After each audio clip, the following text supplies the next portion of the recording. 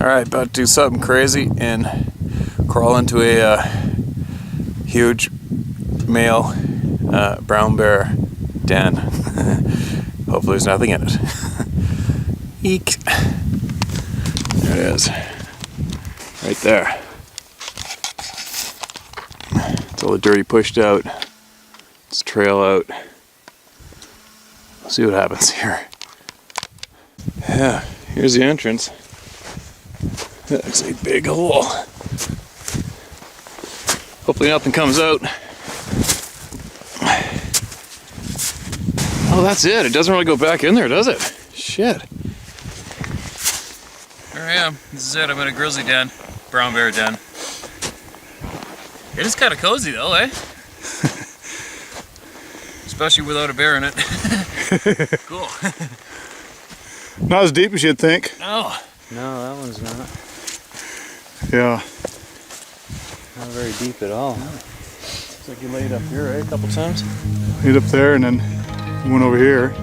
Oh, laid there. You tore that willow apart or whatever. Oh yeah, he was munching on that, trying to get some of that moose meat out of between his teeth.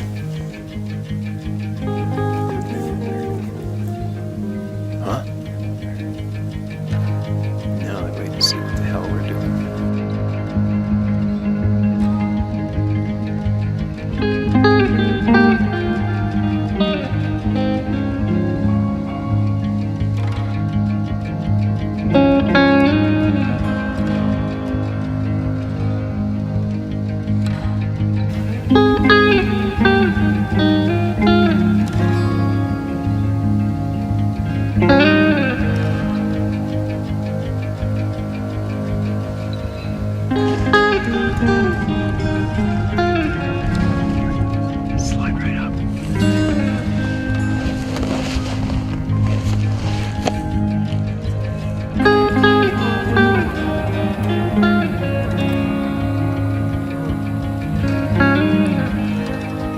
That's not the one we called up, is it?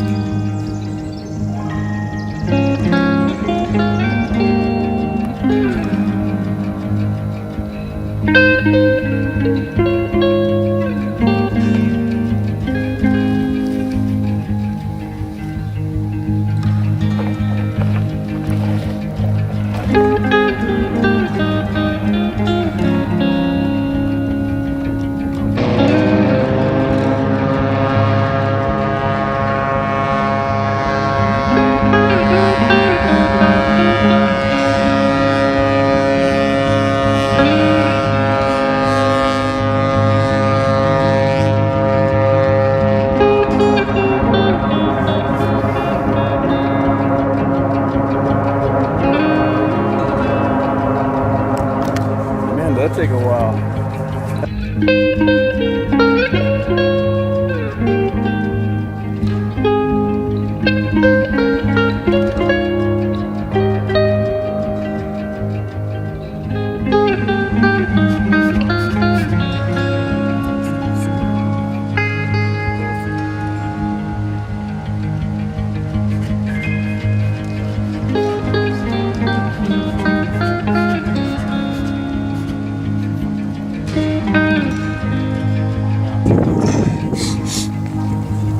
And this is how you come down.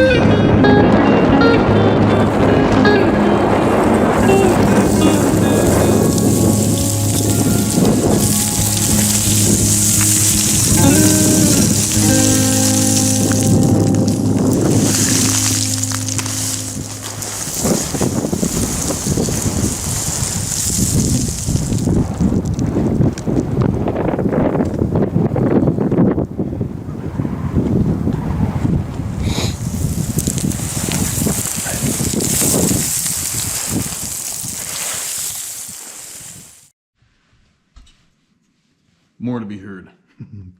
No rants today. It's more to be heard. Is that another pile of shit dumped on my plate that was unexpected and going to be a major pain in the ass, and it's made me really grumpy. So before I tackle it, I decided I'd take a breather and go in and sit down and have a timeout and share some emails. Man, hand pounded, hand dug out, I think, a dozen fence post holes this morning, got good and sweated up, and then we had a major hiccup with something else on the property. So I'm going to get some emails shared, take a breather, and then go tackle my next pain in the butt. Now, I might get skidded off social media platforms today. I couldn't help myself. Somebody showed me a blatant example of some very nasty people trying to, well, they basically said word for word, indoctrinate the children. So I took a picture of that Nazi bastard Schwab dude and I put it on social media, and then I put the only words we need to hear from this, and I put a point down to him, was, please don't kill me.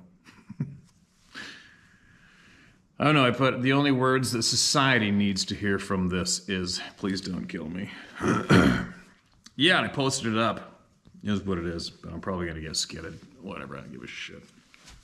Now, Skeptics Encounter. Hi there, I must admit I found your channel hoping to explain away what I saw and rule out what I thought it was. I've always been a skeptic, and I thought that if these beings were real, there would be some tangible evidence to prove it. Oh, there's a shitload of tangible evidence. In the same way that people use Google and Mayo Clinic to try and prove that their assumptions are not cancer. Sorry. These glasses got shit on them. Damn it. Hold on a minute. To put on these disposables are better. I was hoping to listen to other stories and say, nope, that's not what I saw. I'd like my name excluded, given that I have a reputation and following. I'm not concerned with what individuals think of me, but I do publicly represent a large corporation in the outdoor industry, and I'm concerned with people taking my story as a position of the company, which could cost me my position. Anyway, some background on myself is that I am a fly fishing guide and began my guiding career in the backcountry fishing for native southern Appalachian brook trout. They are beautiful fish that have been wiped out of 80% of their native range and need protections in place immediately. And as no special regulations are in place to distinguish wild versus stock trout in my home state of Georgia. I always carry a small sidearm with me when I'm in the backcountry, not for black bears or snakes, but for the people who live in the woods. Just as you'd see tons of homeless people living in the streets in a large city, the homeless people in the southern Appalachians will just simply leave town and go live in the woods. I'm not afraid of black bears. I've seen tons of them. And they have always either bolted away or stayed out and gone about their business until I was gone. The people are a different story. I've had encounters with humans way out in the backcountry that have made me more aware than anything else I'd ever seen in the woods, until one day in particular.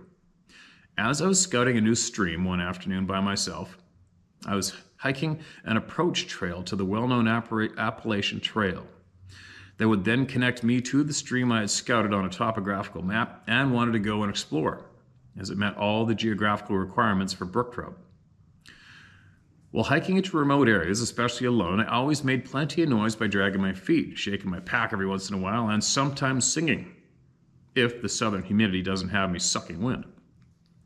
This particular afternoon, I was approaching a ridge head on that the trail led to the bottom of, and then veered off to the right and out of sight as it gained elevation.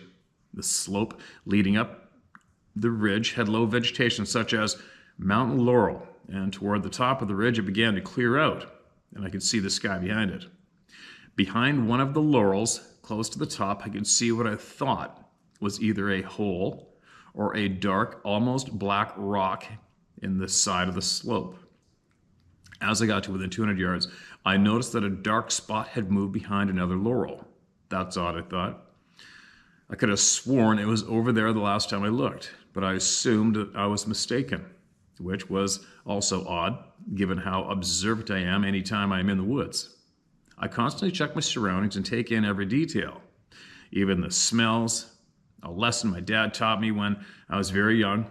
I stopped and looked for a second and realized that the dark spot was slightly bobbing up and down, "Hey, bear," I shouted, hoping that it was a black bear and not a person. Lord knows I didn't want an altercation out there by myself, whether I was armed or not. It immediately got worse. I'm normally extremely cool-headed to the point where people think that I'm strange. When stressful or emergency situations happen, I've trained myself my entire life to not only remain calm and avoid panic, but to calm myself to a point more so than I would be in a normal everyday scenario. After shouting at whatever this was, I saw a short, round head and shoulders 3 times as wide as my own, pop up from behind the laurel. I was frozen, not in fear or panic, but just the sheer inability to make a move or think clearly enough to decide what to do next. I had no idea what I was looking at. It was definitely not a bear, because black bears have a snout and pointed ears and a long neck with narrow sloping shoulders. If it was human, it would have been able to take an NFL linebacker and 5 of his friends. As I kept standing there staring, whatever it was stood up. The laurel, which were about 4 feet tall on average in this particular area, barely came up to the bottom of its knees. It had disproportionately long torso and was built not like a bodybuilder, but more of how you describe a football player. It was gigantic, nearly twice my height. But even with its tower height, what I couldn't believe was how wide it was. Its shoulders wouldn't fit through a standard door. After it stood up straight, it backed away up the ridge, watching me the entire time, until it reached the top and went down the other side out of sight. I left immediately and have not been back to the same area since, not only because I didn't want it to harm me, but out of respect for it, clearly not wanting me there. I've always maintained that I didn't know what I saw, but I know for sure what I did not see. When people ask if I'm a believer, I tell them that I don't know. All I do know is that if they were real, that was definitely where they live. As it was so far off the beaten path, I would doubt that 2 humans per year travel into the same area. I don't guide backcountry trips anymore. Most of my guiding is done from a drift boat, and I do a few trips on small streams in the mountains at lower elevations. Like I said, I was hoping that I could find evidence to the contrary of what I saw so that I could give myself peace of mind to go back up and enjoy the full immersion in nature that gives me such a renewal of my mental health. But I suppose I'll continue getting my fix from rowing a boat. Thanks for taking the time to read this. And if you're ever in the Southeast, let me know, and I'd love to take you fishing. Okay, man, I will. And there you go. You're now in the club of no return, no matter what. No matter what you think it was or wasn't, you're in. Right? Now you can relate to every single person that writes in, including myself. And there is a piss load of substantial evidence. It's just sadly, for some weird reason, your average human mind won't accept it. It doesn't matter. It doesn't matter what you present the average human. You can present them with over 114 different DNA samples, right, which has been done. You can provide them with a color film strip of one walking and looking at the camera. You can do that today.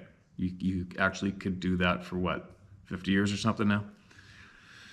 You can present people with numerous photographs, other video clips, but most importantly, you can present people with tens of thousands of eyewitness accounts from good, honest people from around the globe, which is solid, tangible evidence. There you go. So, for your average human, to deny all that means there's something hiccuping between your ears.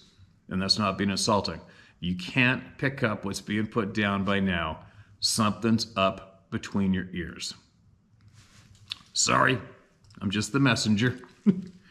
But sadly, it's true. All right, here we go. On to the next one. Thanks for that invite too, man. And you know what? Follow my lead if you want in the outdoors and go out there anyway. Just go with your gut instincts. Take baby steps into the woods. If it feels bad, turn around. If it doesn't, carry on. Say out loud, leave me alone. That's what I do. You can see it by video proof what I do by myself.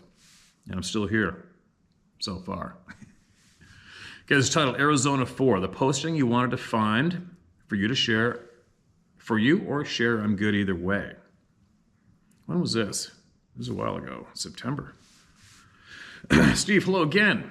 After coming back From our last camping trip, I watched your latest posting and you started off with my last email I sent you. A person, Claude Anderson, asked you to send his contact to us, Arizona 4. This posting was posted on August 22nd. If I heard you right when you started this post, you received it on June 19th, 2022. My birthday. The posting was titled, Ex-Military Man Sends a Warning. At 23:45 or so is where he asked you to send the Arizona 4 his info. I can only imagine how your full schedule is, so I thought I would help since I recalled the posting started with ex-military. If you read this, let him know Chuck will contact him. If he is deemed a non-axe murderer or non-axe or reformed axe murderer, we, Chuck or Kevin, will probably open communications with him. With this task complete, I would normally give you a rundown of our last trip / interactions, or at least my interactions. I'm backing off on sharing my interactions for now, mainly because of how I believe my mind speak has seemingly diminished. I don't know why, so for now I want to back off and regroup. I used to say, in communication / data terminology, Kevin's mind speak was like at 3G. Chuck is somewhere a little over 2G. I myself is running at a dial-up speed, which is very frustrating, at least when sitting out with these guys. Now it seems like I've slipped down to Morse code level. Bummer. Anyway, I hope Kevin will be able to share his download he got on his last trip after he was able to process it. It's a strong warning of things to come, but this is his story to tell. It might actually be too much for many of your newer viewers to accept, especially those that don't think our forest friends actually communicate with us for our good. I guess I'll stop here on this specific subject. Keep on doing what you're doing, my friend. I sure wish you and Dave lived closer. If we ever were to meet, it would be a very, very interesting and humorous chat session. Add some alcohol and we might become best friends. LOL. Take care, Rob. You know, I'm really thinking about coming down there, man, this year. We'll see what happens. I wonder if I read that before. I don't know, but there you go, you guys. Keep sending us shit. All right, you guys? Keep sending us stuff in. And if your friend, your partner didn't send that one in, or he did, and I haven't got to it, send it again. Here's another one. A question, a story, and a thought from the communist state of New York. Being delivered to Canada, Stan. Hi, Steve. Greetings from the communist state of New York, where politicians are corrupt as they come and the criminals have all the rights. Worst gun laws in the country for law-abiding citizens. Been following your channel for over a year now, and gotta say it's helped a lot of people. To have somewhere to go and tell your story, it takes a huge weight off people, both mentally and physically. Keep up the good work. We'll start off with my question, which is directed to Owlman or any of the others who have contact with the Sabe people. What is happening in the parks and forests around the world with the missing people? I'm sure David P. would like to know this as much as anyone. If the Sabe are the forest people, they have lived in those areas for a long time and they must know what's going on. I'd really like anyone out there that has contact with the Sabe to ask. We should have a right to know, to try to prevent losing loved ones, family, and friends. If the Sabe refuse to answer this, I believe their intentions are not in our best interest. You know, I think we have had a couple answers, and across the board, it's from up that way. And that's what I've been told from some very credible sources. The missing people are going that way. It's another topic. Now for my story. November 2018, Columbia County, New York, opening deer season. My 14-year-old son and Dylan and I are in our deer stand approximately 5 a.m., 1 hour before first light. The stand is about 50 yards from a valley with a small stream at the bottom. A lot of thick, tall pines keep this area very dark. We hear some leaves crunching from the valley. Something was walking along the stream. We're unable to see the stream due to the angle of our stand. All of a sudden, we hear a loud crack. The type of crack when you bend and break a dead limb on the bottom of one of these big pine trees. It just echoes. We both looked at each other and said, "What the hell was that?" Then we heard whatever it was continue walking. 15 seconds later, crack again. Then again. This went on for 3 to 4 minutes. We heard a total of about 15 cracks. Something was walking, not running, along the stream and just breaking limbs as it walked. Eventually it walked beyond where we could hear it any longer. The only animal big enough to do this I'm aware of here is a bear. We have no moose here. But a bear doing this would probably be stranger than a Sasquatch, LOL. My son harvested a nice 8-pointer later that afternoon just before dark, so we never ventured down into the valley to look for anything. Both my boys hunt. Dylan 18 now, Sean 15, and I've told them I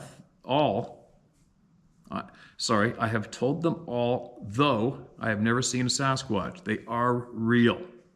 And there are also other creatures in the woods, aside from bears, we need to watch out for. I've told them not to shoot these creatures unless they jeopardize our safety. Good for you, man. Good for you.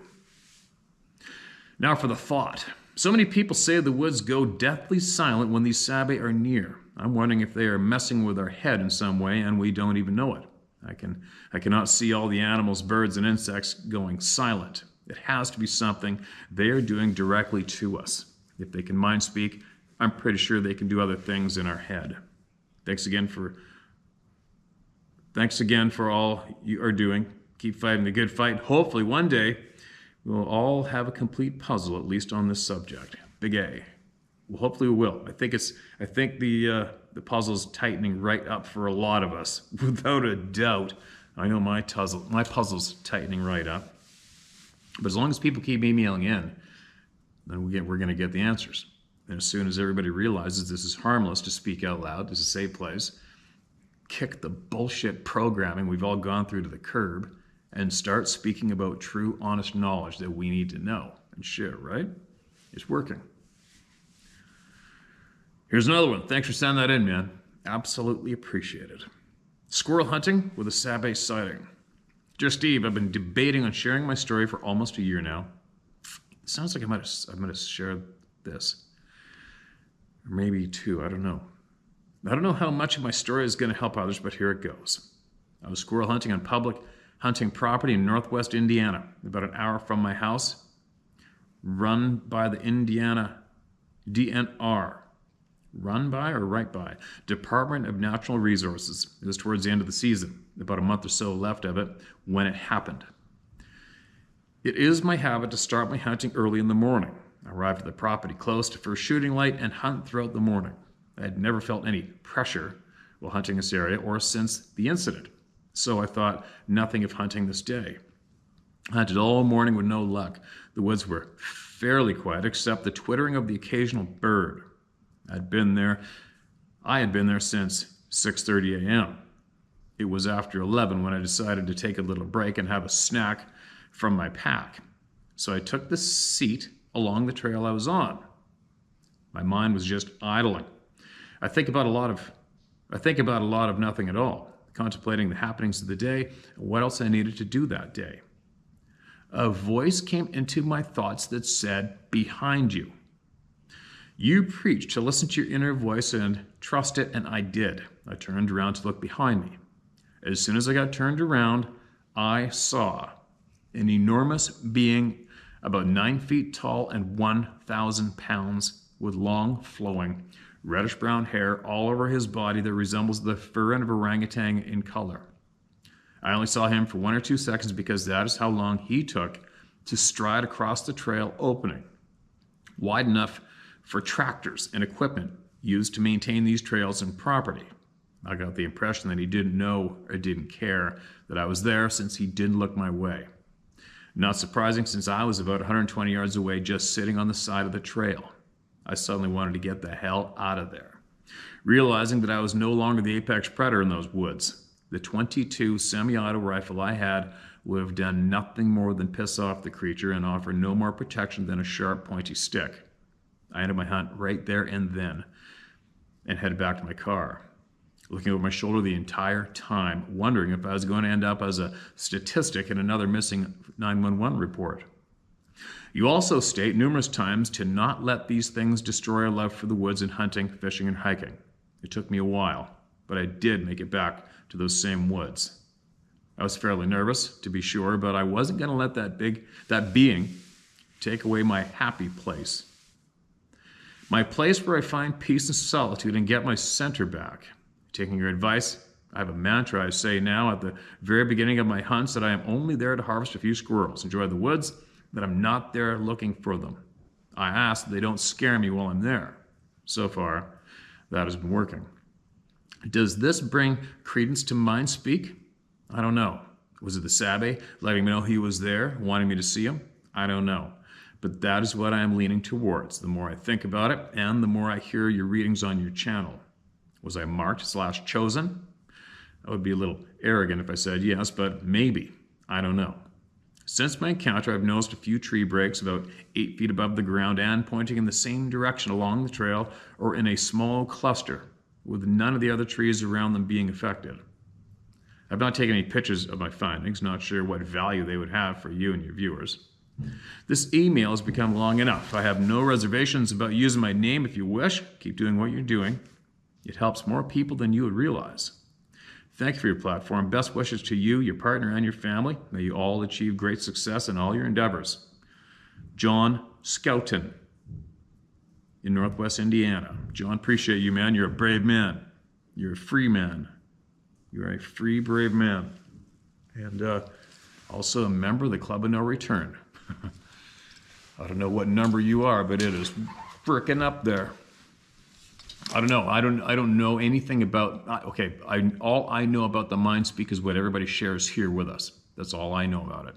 Have I ever experienced it? No. I've never experienced a voice in my head other than my own kooky voice arguing with me nonstop. But no, I've never heard a voice in my head. I've felt pressure lots of times. I've felt not to go places at times, but it's never been a voice myself. So I don't know what the hell's up with that. I can't tell you whether or not it was the being that said that to you or somebody else. I don't know. And if it is somebody else, are they telling us to look because they know that our eye contact on them is possibly a defense? I don't know. Maybe, right? It might be. And getting back to that other email where the person said the thing stood up and backed up the ridge looking at him. Why do they act like that? What are they scared of? What are they watching to see if you're going to do to them?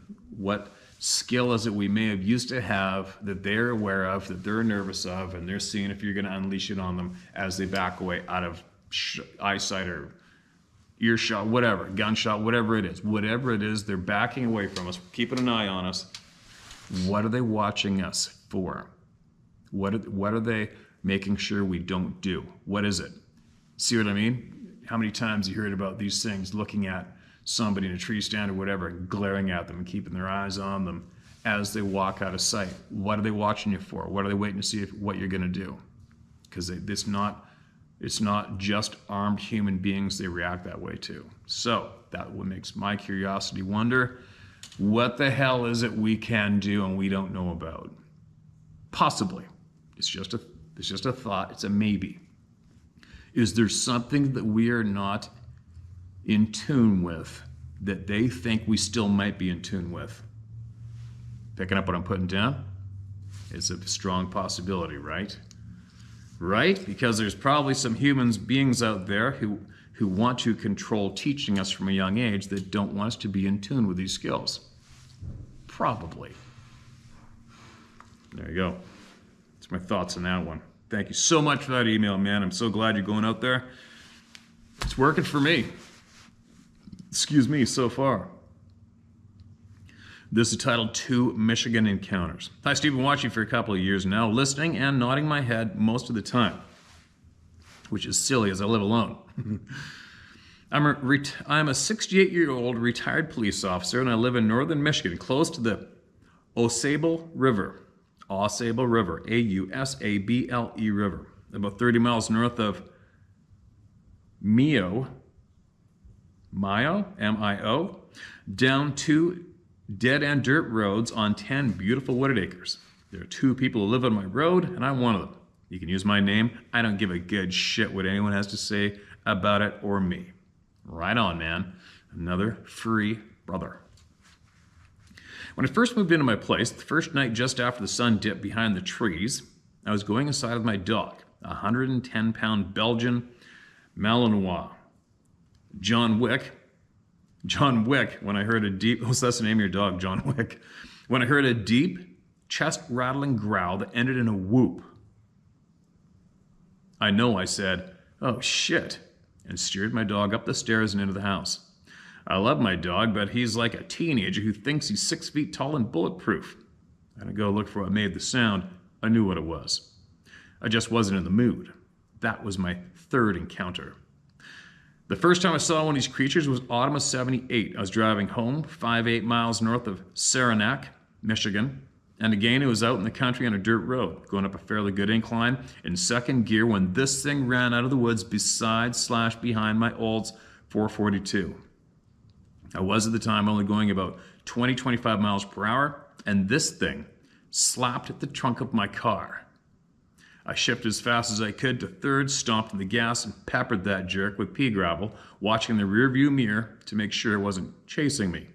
But he was watching, and then he was just gone. Fast forward to 5 years ago, I went camping with a girlfriend in the Sleepy Hollow State Park, Still, Michigan. We were all set up and just sitting around the campfire, sipping wine and chatting, as only girls can do when something screamed close by.